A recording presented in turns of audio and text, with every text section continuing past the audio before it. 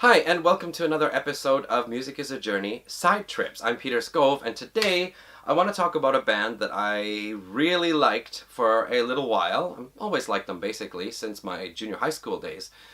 And recently I had the opportunity to pick up some of their old albums again and really enjoyed them, so I want to talk about them. This is Sweet, sometimes known as The Sweet. You probably know them for their songs Ballroom Blitz, Fox on the Run. Often, if they talk about the history of heavy metal or glam metal, they will briefly mention Sweet in the 1970s. And if you watch some of their 1970s videos for Ballroom Blitz, Fox on the Run, some of their other hits, Blockbuster, you will see they really took the glam image. They had fun with it, let's put it that way. Alright, so anyway, what about Sweet? Okay, so first of all, I found it interesting. I was reading the Wikipedia, did I say that? Wikipedia article about them the other day, and it was very curious to know, there was a band in the early 60s called Unit 4, and they changed their name to Wainwright's Gentlemen, and I thought that name sounds familiar.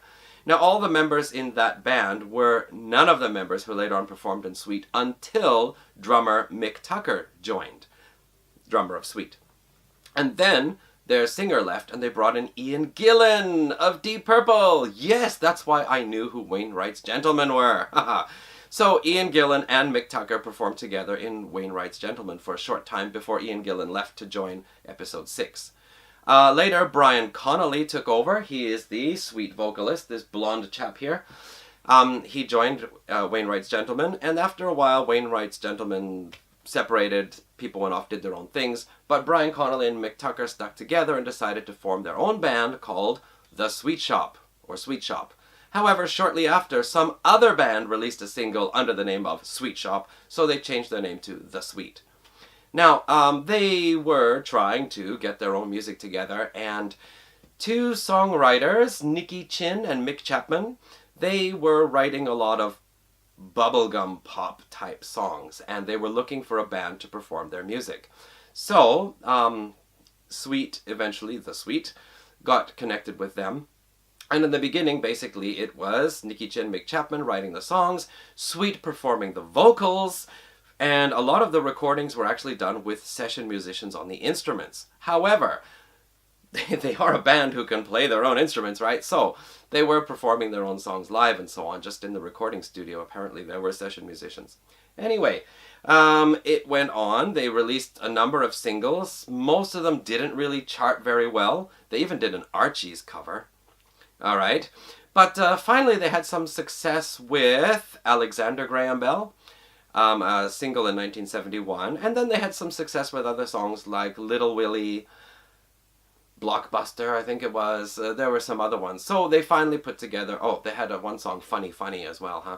Anyway, really bubblegum pop, but rock band. They finally got their first album out. I believe it was 71. Funny How Sweet Cocoa Can Be. Again, a mix of mostly bubblegum pop rock songs. I actually don't have the album, but I know some of the songs on it because I used to have a Sweet 16 Best of Sweet singles type cassette back in the 80s. Anyway, the band moved on to 1973, and by this time, some of the band members were trying to write their own music, and they were going more for the hard rock edge. And this is where we get up to 1973's release, Sweet Fanny Adams. This features more songs written by the band. Still, Nicky Chinn and Mike Chapman are writing some of the songs.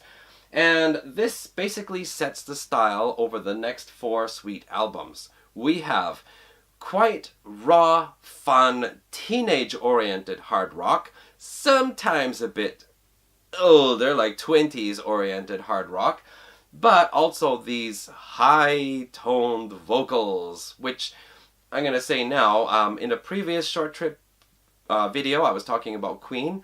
The high-pitched chorus vocals of Queen reminded me of Sweet, which is why I decided to revisit this band.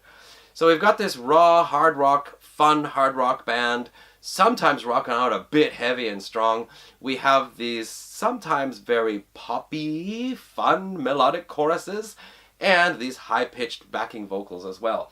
Brian Connolly is the lead vocalist, however, bass guitarist Steve Priest also takes over lead vocals at times, and he has the kind of more almost crazy type voice you can hear in Ballroom Blitz. He's the guy who sings the "I see a man at the back and he's ready to crack as he raises his hands to the sky."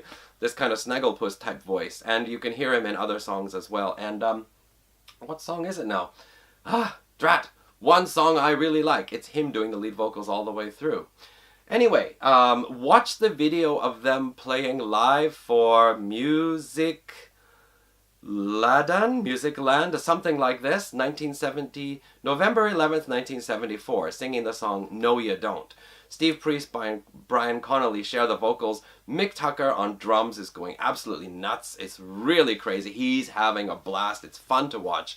And haven't mentioned him yet, but Andy Scott on guitar. Not like a virtuoso guitarist, but just really knows what he's doing and has a lot of fun with the whammy bar. So Sweet Fanny Adams, this sees the band going more into a hard rock sound. You listen to the title track, not the title track, but a song called Sweet F.A. It's getting pretty close to thrash. They do this kind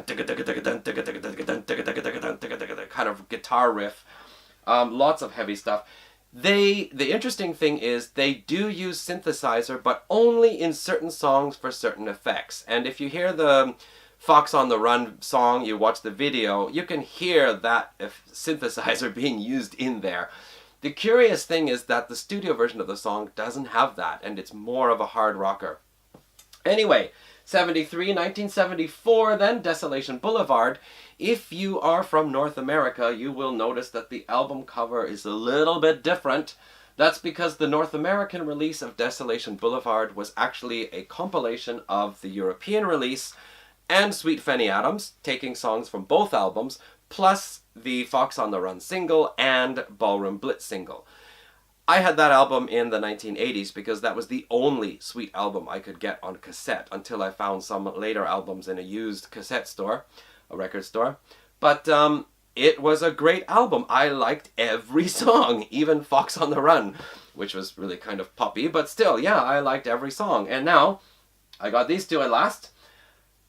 Alright, so Sweet were very popular, scoring lots of hits with their singles. I think they had something like 17 top 20 singles in the UK alone by the mid-70s.